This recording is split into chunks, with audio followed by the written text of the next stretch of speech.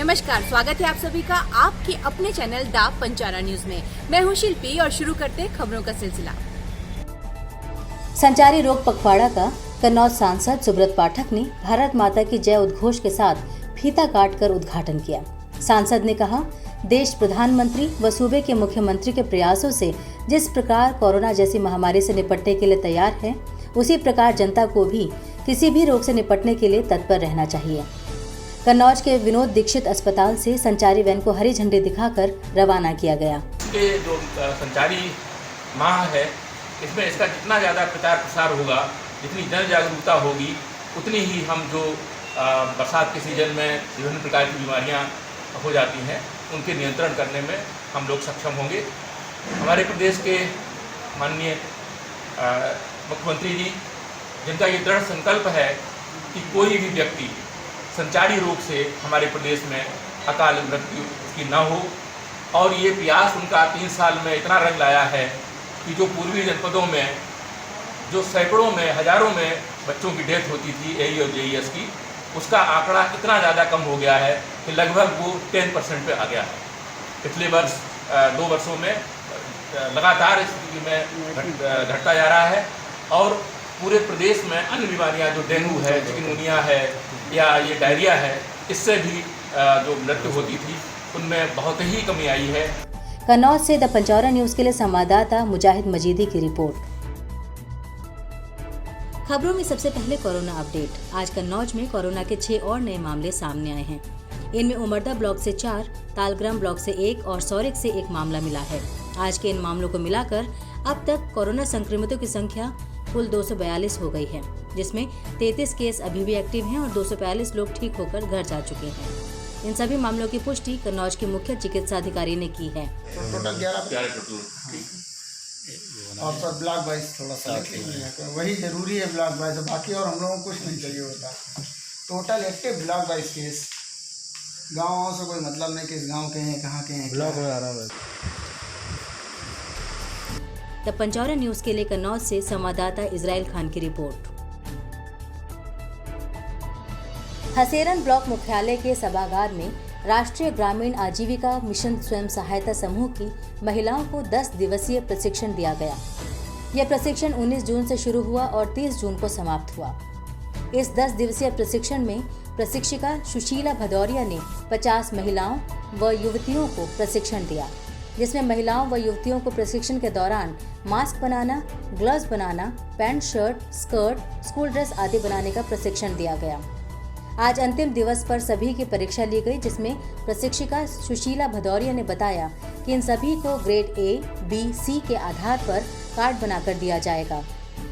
19 तारीख से है ये 30 तारीख का आज पेपर है, और ये राष्ट्रीय ग्रामीण आजीविका मिशन के अंतर्गत स्वयं सहायता समूह की महिलाओं को दिया जाता है। क्या क्या इसमें तैयार किया गया? इसमें pant, shirt, skirt, gloves, mask, लहंगे, पॉचू, चड्डी और जूता वगैरह नॉलेज सिखाया पहले। आपका शुभ नाम? सुशीला भदौरिया, ब्राउनपुर शहर। विकास खंड हसेरन से पंचारा न्यूज के लिए उज्जवल चतुर्वेदी के साथ सुमित मिश्रा की रिपोर्ट। कन्नौज में अन्नदाता अपनी बसंतकालीन मक्का को औने पौने दामों पर बेचने को मजबूर है। हाल ये है कि जो मक्का पिछले साल तक 1600 से 1800 रुपए क्विंटल जाती थी, इस बार उसके 1200 रुपए ही मिल रहे हैं। अपनी फसल घाटे पर बेच रहे अन्नदाता का कहना है कि अगर सरकार हमारी मक्का के रेट तय कर उसे खरीद ले तो कुछ बचत हो सकती है। दुकानें जो है इसी मंडी में, वही प्राइवेट जो है। अच्छा, सरकारी में क्यों नहीं बेची जा रही? क्या सरकारी केंद्रीय नहीं, कोई केंद्रीय नहीं खुला है कहीं। गेहूं का खुला था मेरे गांव में पहले कोल्ड में, तो वहाँ 1925 में गेहूं खरीदा और रजिस्ट्रेशन कराया पहले हमने।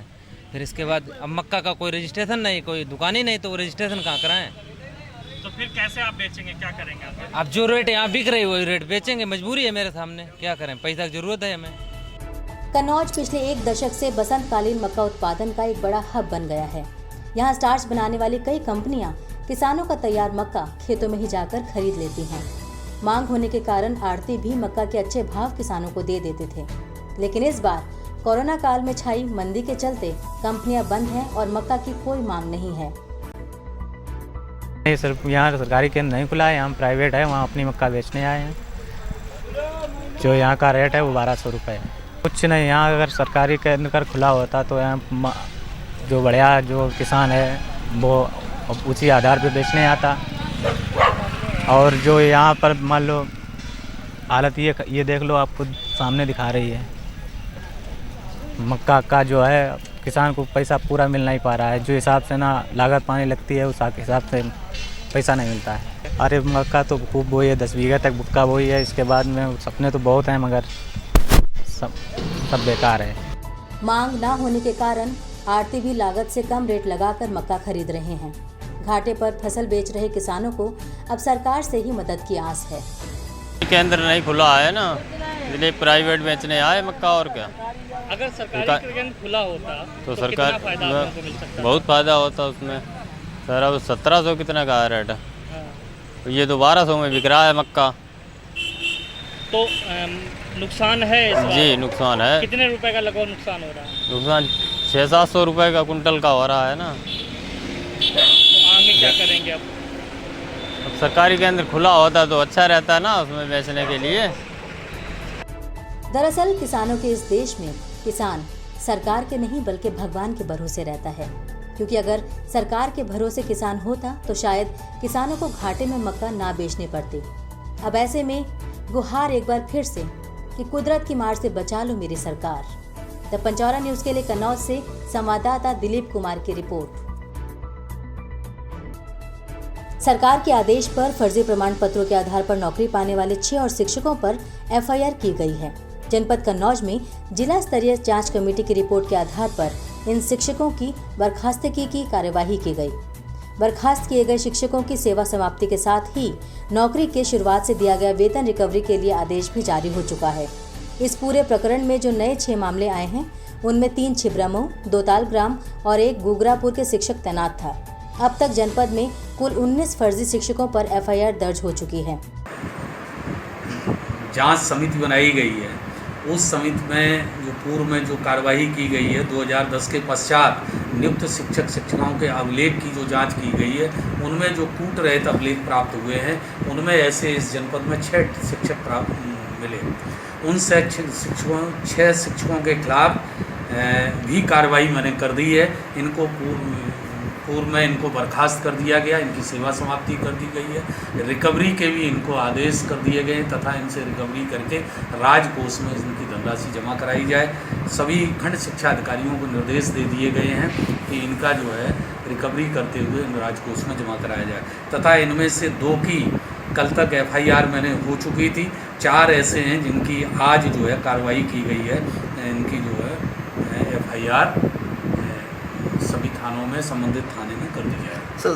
द पंचौरा न्यूज के लिए कन्नौज से मुजाहिद मजीदी की रिपोर्ट। खबरों का सिलसिला आगे बढ़ाएं उससे पहले आपसे एक छोटी सी गुजारिश, अगर अभी तक आपने हमारे चैनल को सब्सक्राइब नहीं किया है तो इसे लाइक करें, सब्सक्राइब करें और शेयर करें। साथ ही साथ कमेंट करके आप हमें ये जरूर बताएं कि आप हमसे किस तरह की खबरें चाहते हैं ताकि हम उस पर अमल कर सकें। अब चलते हैं फटाफट खबरों की ओर। सौरी के ग्राम मिश्राबाद में शादी वाले एक घर में बिजली के शॉर्ट सर्किट से आग लग गई। घर में आग लगने से लाखों रुपए का सामान जलकर खाक हो गया। प्राप्त जानकारी के मुताबिक सौरिक निवासी राजकिशोर दुबे के पुत्र इंद्रेश का विवाह आगरा के सैनिक नगर निवासी गौरी के साथ हुआ था और बारात घर लौटकर वापस आ गई थी। आग ने उग्र रूप धारण कर लिया। घर के लोगों को ग्रामीणों ने किसी तरह बचाया। परिजनों के मुताबिक घटना के बाद ना तो पुलिस मौके पर पहुंची और ना ही फायर ब्रिगेड की गाड़ी। बड़ी मशक्कत के बाद ग्रामीणों ने आग पर काबू पाया, लेकिन तब तक राजकिशोर दुबे का आशियाना जलकर खाक हो चुका था। प्रशासन की तरफ से कोई मदद न मिलने के कारण परिजनों और ग्रामीणों में गुस्सा व्याप्त है। द पंचौरा न्यूज के लिए सौरिक से उज्जवल चतुर्वेदी की रिपोर्ट। देश में पेट्रोलियम पदार्थों के बढ़ते हुए दामों के खिलाफ जिला कांग्रेस कमेटी ने तहसील मुख्यालयों पर धरना प्रदर्शन किया। इसके साथ ही राष्ट्रपति जी को संबोधित ज्ञापन उप जिलाधिकारी सदर को सौंपा। कांग्रेस ने वर्तमान केंद्र सरकार पर वायदा खिलाफी का आरोप लगाया। तेल की दरों को बढ़ के जो आम जनमानस परेशान है ट्रांसपोर्ट महंगा हुआ है।